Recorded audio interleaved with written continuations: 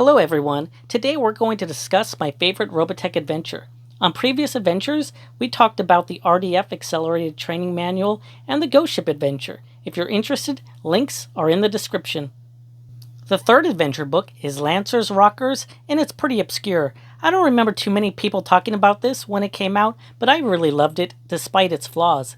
It's set 10 years after the Invid are driven from Earth, and in this adventure, the party fights alongside many of the new generation cast members.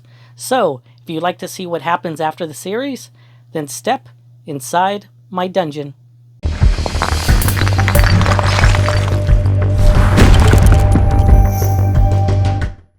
The adventure is set after the Battle of Reflex Point, which was the final episode in the animation. The book says that the Invid returned to Earth to subjugate humanity. You know, the Earth can't seem to catch a break with all of these back-to-back alien invasions.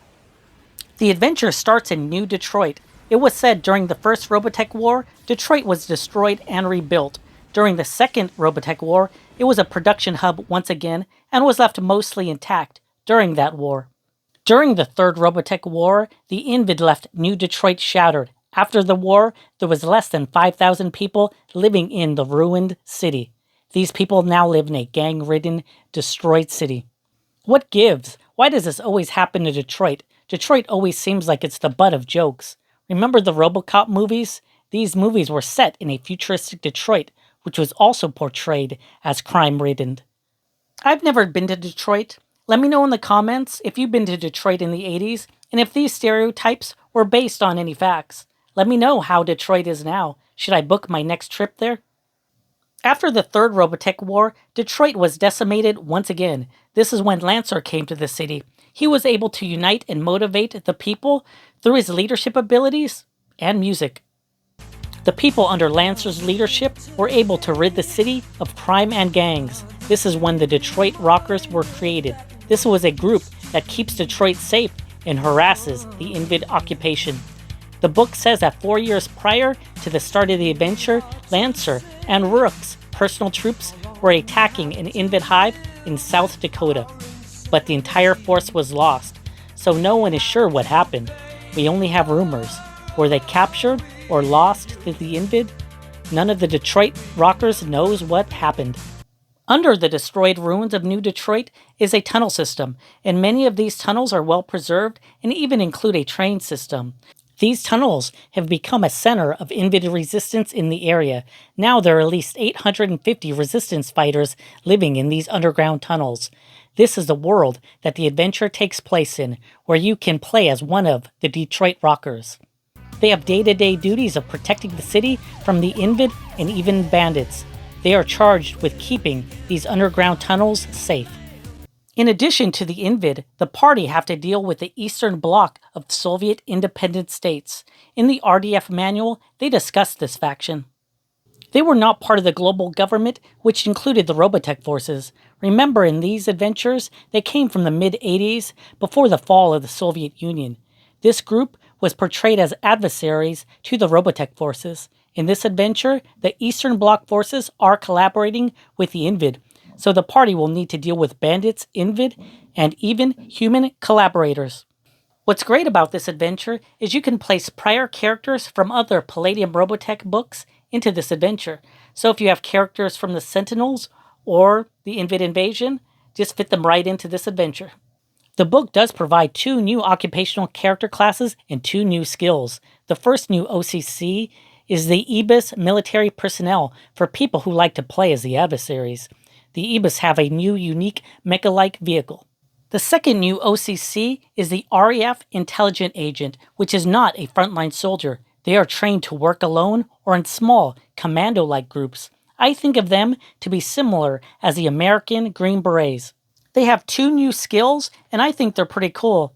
They have the Cyclone Repair skill. Remember, in prior books, only the Bio-Maintenance Engineer was able to repair mecha. Another new skill is playing musical instruments. This skill is needed since the party should be members of the Detroit Rockers. They are noble punk rockers that defend New Detroit from all enemies. And in between their duties, they play music sets and entertain the people of New Detroit. One thing I really didn't like about this book was the new mecha section. As I said previously, the new mecha section was always my favorite. I would attempt to read it as I walked home from the game store. The new mecha in this book is called Instrumecha. They are devices that look like musical instruments, but are actually Robotech weapons. I remember thinking, what the F, when I first read this section. I remember hyping this book up to my friends and talking about how cool it was to adventure alongside Lancer, but I never mentioned the musical instruments. Come to think of it though, I think musical instruments could have worked in a Robotech adventure. Because music was always a part of the series. In Macross we had Lin Min Mei, which used her songs to confuse the Zentradi and inspire humanity. In the Robotech Masters, the clones also had a harp. But I thought the weapons in this book looked really cheesy and some super OP. If you're setting up a rock band that fights the Invid, you need somebody on vocals, and the LV500 has a mic and a super stylish helmet. The LV500 has 3 power settings. The 2 lower do structural damage, and the highest can even do mega damage. What is a rock band without a guitar? In the adventure, there are 2 guitars, a Stratocaster and a bass. Both are pretty similar, but the bass hits a little bit harder. The bass has 2 settings, structural damage and mega damage. It can do 4d6 of structural damage. 4d6 is pretty solid. Remember, the Wolverine Assault Rifle does 4d6 of damage. But the mega damage is also pretty solid. It does 4d6, which is the same as a Gallant. So why use a battle rifle if you can use a badass guitar? Rock bands need a drum, and the Hypersonic 1000 percussion set can do both stun damage and mega damage. It can do 1d4 times 10 of damage, which is pretty solid. This is the same as the Cyclone's beam cannon, but what is even more crazier is a secondary weapon. Out of the backpack, you can launch 2 prongs into the ground up to 300 feet. These leads cause an earthquake that does a huge amount of damage. It can do 4d6 times 10 in mega damage. Remember, the Mach 2's massive cannons only do 2d6 times 10 of damage, so a 2 volley burst from a monster will do the same amount of damage as the mecha drum set. The Supersonic Lance is a secret MacGuffin in the game, and it comes in 3 different sections. There is a pistol, a barreled keyboard, and a shock barrel. Individually, they do pretty good amount of damage, but together they can unite and form a super cannon. This cannon is so large, it has its own anti-gravity unit. It can do 3d6 times 10 of damage per blast, and up to 6 blasts per round with a 50-shot capacity. I think that qualifies as OP. Let me know in the comments what you thought of the Instrumecha. Did I miss something? Is there something that you liked and was cool? Let me know if you had a favorite. The main enemies in this adventure are the Eastern Bloc. They have a collection of non-transformable vehicles like command cars and motorcycles. They are not too powerful though, but they are not pathetic either. They have a mix of cannons and mini-missiles that can do a respectable amount of damage. They also have an urban assault vehicle that is quite robust, that has 500 mega damage capacity and packs a plasma cannon and short-range missiles. With the help of the Eastern Bloc collaborators, the Invid were able to create new mecha. The first new Invid is the Annihilator, which has a powerful Stage 4 pilot. They are designed to act independently from the hive mind. They were created to hunt down and destroy any remnants of the Robotech Defense Force that still remains on Earth. With 300 mega damage capacity and a wide assortment of lasers and missiles, they are quite the equal for any of the Earth's mecha. The final boss battle is the Mobile Sonic Cannon, and it is a true beast. It stands 200 feet at the shoulders with 4,000 mega damage capacity. It also has a devastating arsenal of weapons. Its main cannon can do 3d6 times 10 of damage. We talked about the overall settings, new OCCs, and new mecha. Let's get into the adventure a little bit. The structure of the adventure is a railroad adventure, and I literally mean railroad adventure. The first part of the adventure even takes place on a train. Early on, a train takes you to different points of interest. If railroad adventures aren't your thing, you're probably not going to like this one.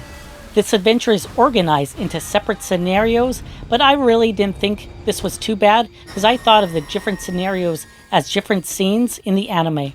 The main adventure kicks off when the group is performing in the Battle of the Bands.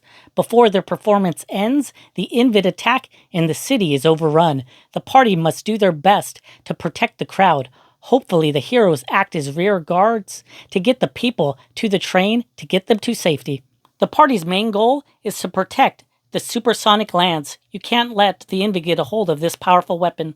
You are told that the group must take the lance west and find Lancer. This begins an epic cross-country road trip that ends in California with the Invid in hot pursuit. The first new generation cast member the party can meet is Sarah. She was Lancer's love interest in the series and was the pilot of the truly badass Royal Invid Command Battloid. The party can encounter her while she is being attacked by the Invid. Once saved, she gives clues onto Lancer's location. She points the group in the direction of Lancer's old base. The party will find the base and befriend the old group called Lancer's Rockers. When talking to the group, the base is attacked by a large group of Invid. Their leaders only know that Lancer is still alive and someone in his hometown might have further information. So it is best to leave the fight to Lancer's Rockers so they can continue their quest. This is a sample of the heavy degree of railroading in this adventure. You're given a clue, and when you get there, you have to do some role-playing and some fighting. Then you're given the next clue.